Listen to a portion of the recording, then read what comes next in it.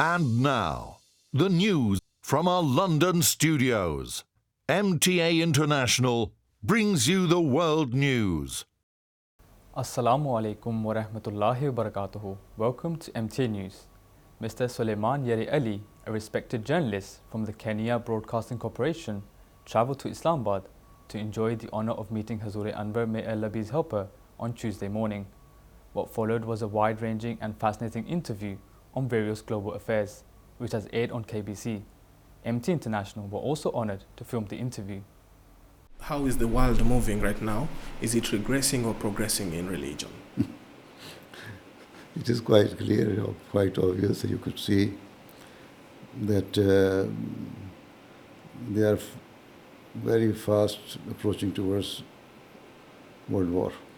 And even G7 convention here and then other conventions, although they say they have achieved their targets or they have discussed so many matters, but I think it was not very much fruitful discussion.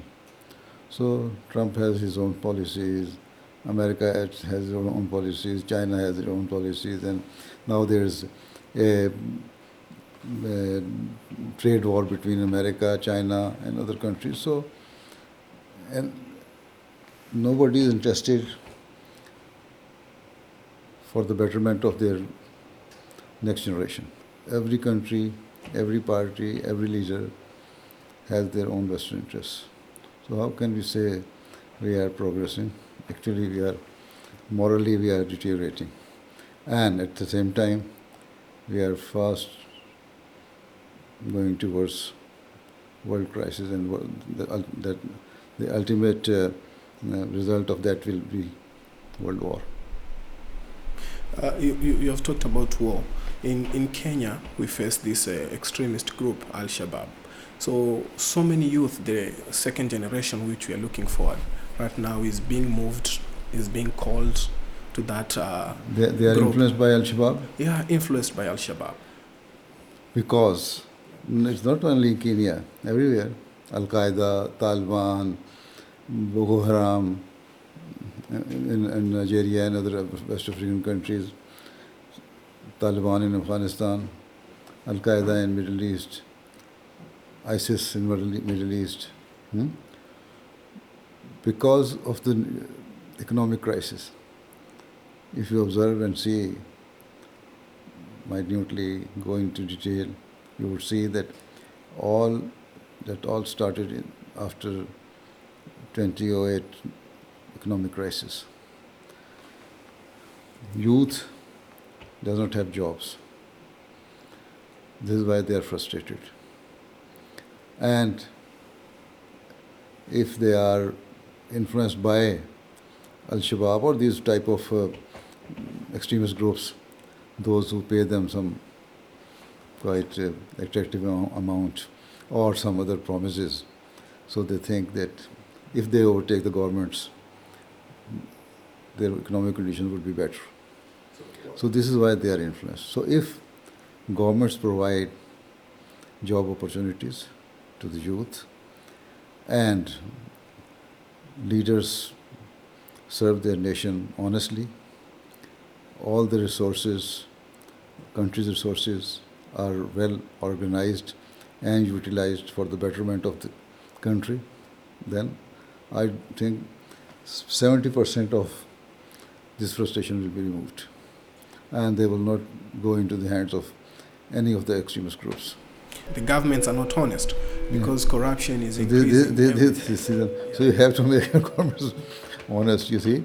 If you see all the third world countries, almost all the countries, whether they are in Africa, in Asia, or South America, or any other place, they are all corrupt.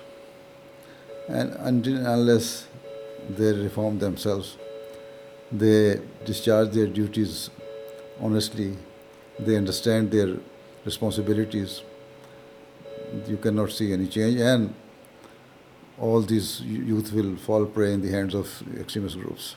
How can we solve corruption? How? You need a reformer. So you need a reformer. you are not discharging your duties towards your Creator. You are deviating from religion, from God, and from basic ethics, morals.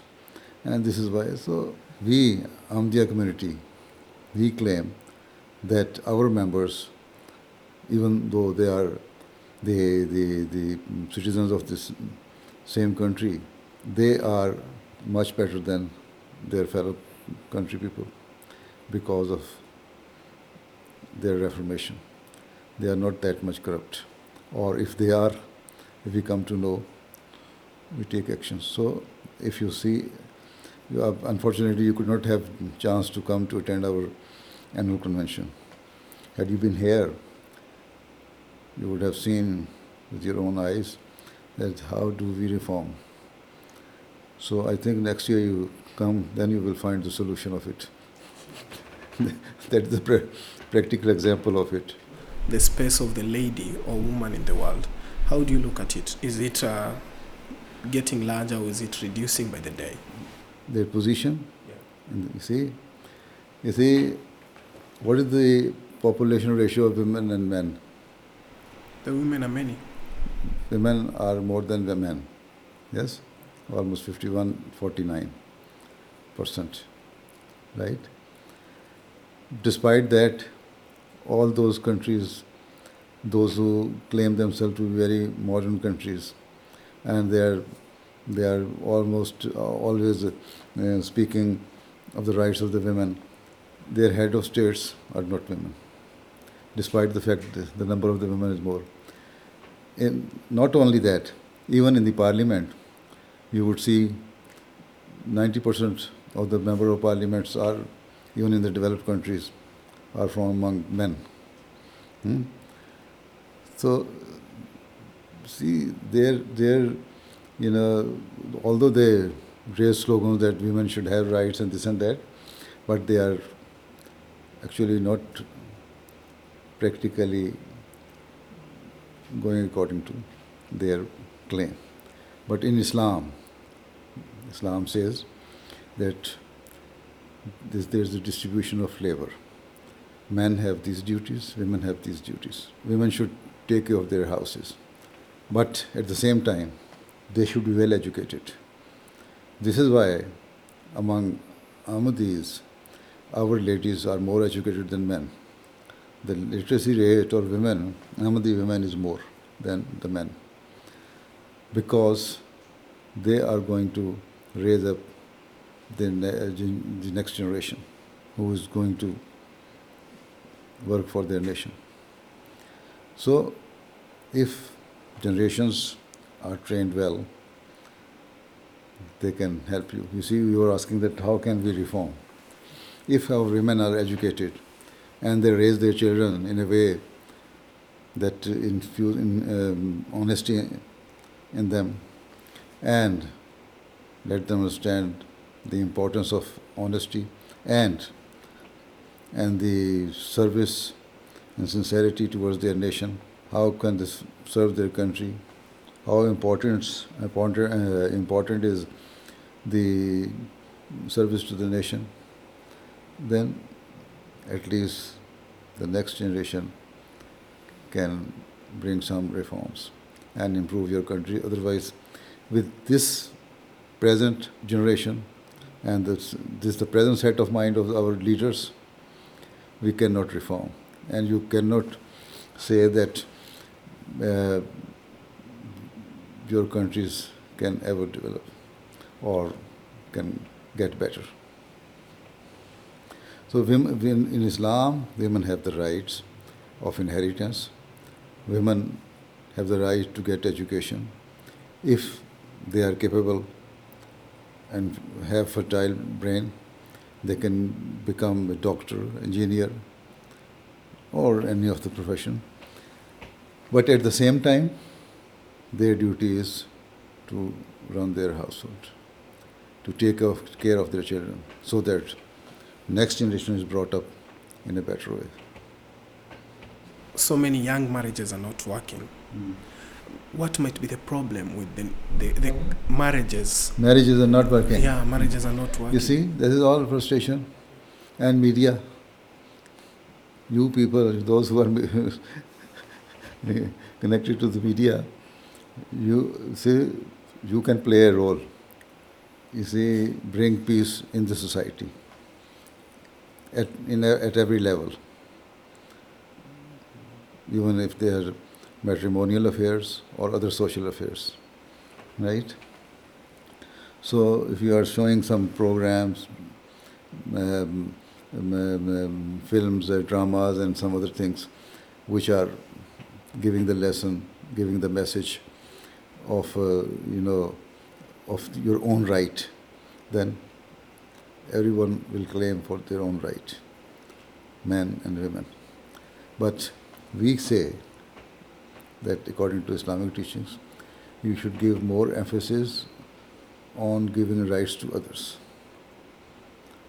If the responsibility, if they understand this thing, and everyone understands their responsibility, then they can live together amicably, husband and wife. Marriages are breaking because there is frustration. Women say that I have this much right. Man says this, you have to serve like this. So marriage is a bond. We should respect each other. Normally, when any new couple come to see me, I always advise them that, you see, everyone has the shortcoming. So when you see anything wrong in any other party and your spouse, then close your eyes, close your tongue, and it will be okay. Right? Yeah, true. So you have to increase your tolerance threshold. Your last message to the Kenyan people? To the leadership, that try to be honest and serve their nation. And don't think that you are the ruler of the nation. Islam says, the Holy Prophet of Islam said that the leader of the nation is the servant of the nation. If your leadership realizes, and the leadership of every underdeveloped country realizes it, you can better serve your nation and you will prosper and progress. And for the people, you have to be honest and hardworking at the same time. You see, our people, our businessmen, our trader, they do not honestly pay their tax, due tax. They try to find some loopholes how to hide their tax, how to avoid their tax, payment of taxes. Secondly, hard work. They should work hard and honestly for the betterment of the country. The Holy Prophet said that love of your country is part of your faith. If you follow this guidance, guideline, instruction, and make it a motto that you love your country because of your faith, and for that you will have to work hard. So then everything will be okay. So both leaders and the people should realize their responsibilities and work honestly and do hard work. Okay, thank you. Right? Yeah. Shukran. Thank you. That was an interview Huzoor graciously granted Mr. Sulaiman Yeri Ali of the Kenya Broadcasting Corporation. We now turn to the final segment for today's program, the summary of the Friday sermon as delivered by Hazrat Amir al-Mu'mineen, may Allah be his helper.